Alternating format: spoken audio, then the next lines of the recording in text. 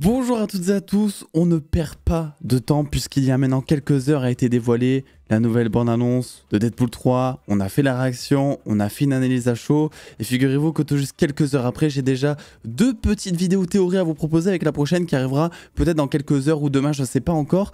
Et vu que ce trailer est un trailer sur Wolverine, j'ai envie de proposer comme première théorie une théorie sur Wolverine. Et la première réponse à votre question, je vais vous le dire de suite, c'est non, il ne sera jamais heureux dans un film Wolverine. Et ça fait de la peine. Un Wolverine d'ailleurs qui fait beaucoup plus jeune que celui de Logan, parce que c'est vrai qu'on se pose pas mal de questions quant à ce film. Quel Wolverine ce sera? Est-ce que ce sera un Wolverine inédit? Est-ce que ce sera un Wolverine qu'on a déjà vu par le passé et qui va raconter une histoire qui s'est passée peut-être entre deux films? On n'a pas la réponse officielle, mais tout de même, un Wolverine peut-être pas si vieux que ça, mais qui a pourtant du mal à utiliser son muscle. Et ça, j'ai adoré la référence, parce que dans Logan, c'est pareil, il a une griffe à un moment, rappelez-vous, qui sort vraiment au ralenti, il a du mal aussi à sortir ses griffes, parce que ça fait un moment, etc.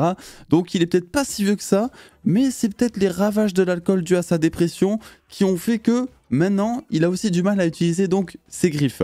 Et je vais vous le dire, moi, au vu du costume qu'il porte, et même en termes de chronologie, vous le savez, la timeline X-Men, Wolverine en général, c'est un gros bordel, il y a plein d'incohérences, et c'est aussi pour ça que je préférerais, moi, que ce soit totalement un variant totalement inédit, même si c'est vrai que ce Wolverine, eh bien, ressemble beaucoup, moi je trouve, à celui qu'il y a dans le combat de l'immortel. Ouais, au niveau de la coupe de cheveux, la barbe, c'est vraiment le même avec quelques rides en plus, parce que forcément Hugh Jackman, et voilà, je pense pas que ce soit le même non plus, mais il y a peut-être une référence par rapport à ça, et il faut aussi pas se le cacher, il y aura peut-être plusieurs Wolverine dans dans ce film. Je parle pas de variants, je parle vraiment de plusieurs Wolverine, puisqu'on visiterait peut-être plusieurs timelines, ou peut-être Wolverine visiterait plusieurs passés, donc différentes chronologies des X-Men.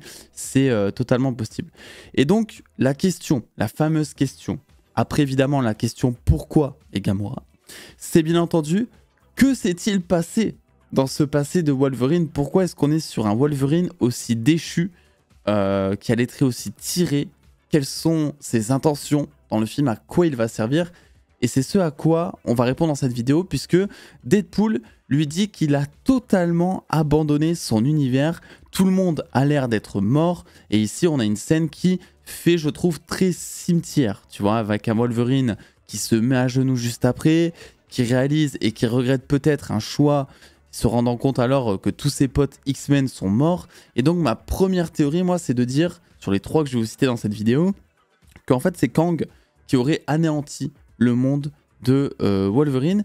En fait, c'est pas con parce que ça permettrait de lier ce personnage à la saga du multivers dans laquelle on est actuellement, il faut quand même le rappeler, et donc à Wolverine de revenir dans Avengers Secret Wars comme on s'y attend peut-être, et comme je crois de mémoire certaines rumeurs avaient laissé entendre que Wolverine, peut-être aussi les 3 Spider-Man, etc. Bref, que tout ce petit beau monde serait de retour parce qu'il faut du monde pour Secret Wars.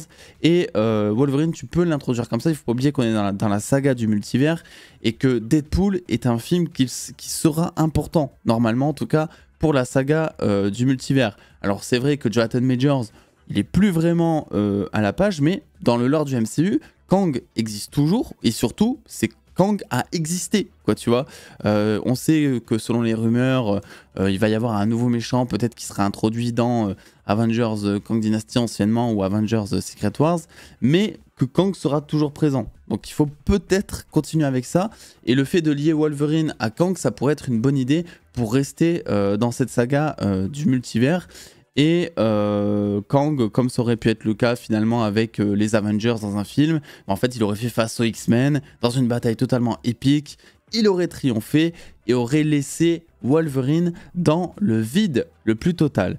L'autre théorie que j'aime bien personnellement, c'est de dire que c'est le même Wolverine ici que le Wolverine de la série d'animation des X-Men 97, ce qui explique du coup le costume. Alors c'est vrai qu'a priori la série d'animation elle n'est pas canon au MCU, même si on sait pas si ça restera totalement définitif comme choix.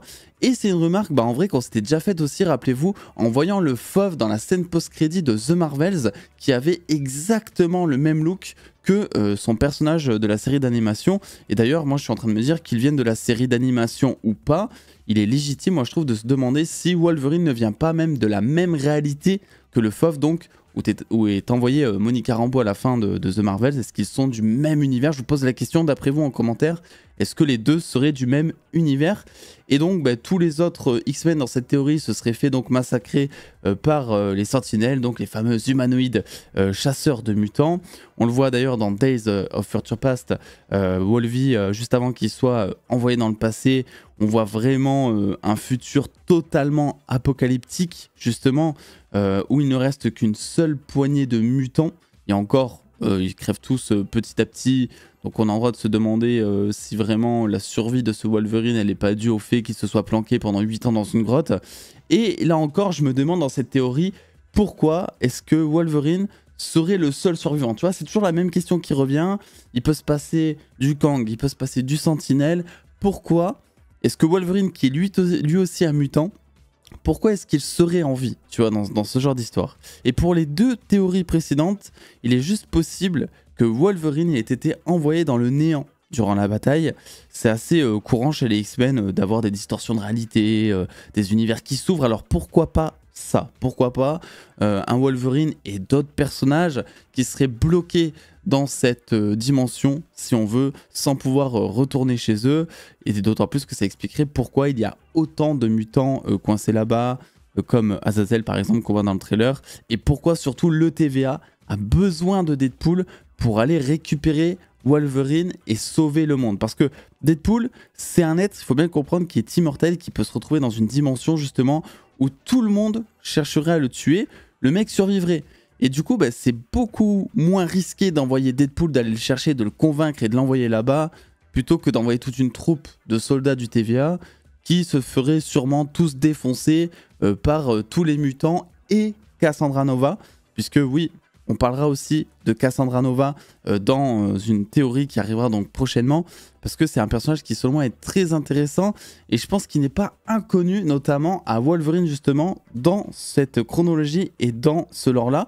Et sinon, comme troisième théorie que je trouve un petit peu facile en soi, mais qui en même temps paraît logique puisque c'est le seul point de l'histoire parmi mes connaissances où ce serait possible que Wolverine en fait survive seul sans qu'il y ait entourloupe dans le néant, je sais pas trop quoi, c'est qu'on serait sur un Logan qui n'aurait pas tué le Phénix, donc une espèce de version alternative de X-Men 3 où Wolvie tue le grand amour de sa vie pour le bien commun. Mais dans cette histoire, il ne l'aurait pas fait et du coup le Phénix aurait totalement détruit absolument tout le monde. Et l'avantage, c'est que grâce à ses pouvoirs de régénération, ça pourrait être le seul à survivre à ce genre de pouvoir, le laissant déjà tout seul face à sa race de mutants. Ça serait le seul survivant et peut-être seul au monde par rapport à ça.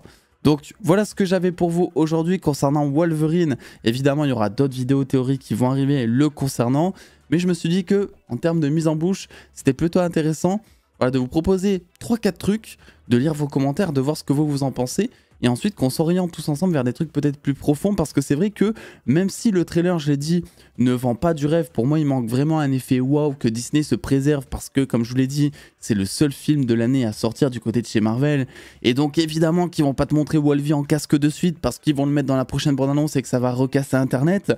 C'est quand même un trailer qui est généreux, fourni en détail, mais qui en même temps n'en montre pas trop, parce que c'est le genre de film où, en fait, si t'as pas le contexte, tu sais rien. Et j'adore ce genre de film parce que justement, si on ne sait rien, ça veut dire qu'il y a matière à théoriser. Je sais pas ce que vous en pensez vous, mais je trouve que ça faisait bien longtemps qu'on n'avait pas eu envie de théoriser autant sur un film. Et Wolverine en soi, c'est pas le truc qui m'hype le plus dans ce film, tu vois, parce qu'il y en a beaucoup qui parlent de fanservice, etc. Mais moi, ce qui me parle le plus dans ce trailer, c'est vraiment quel rôle va jouer le film Deadpool 3 dans le MCU. Comment est-ce qu'ils vont réussir à lier l'univers de la Fox, l'univers du MCU, comment est-ce que tout ça va s'introduire, va se lier. Ça, c'est passionnant, je trouve, parce que ça fait tellement longtemps qu'on attend ça. qu'au final, bah, c'est selon moi ce qu'il y a de plus excitant.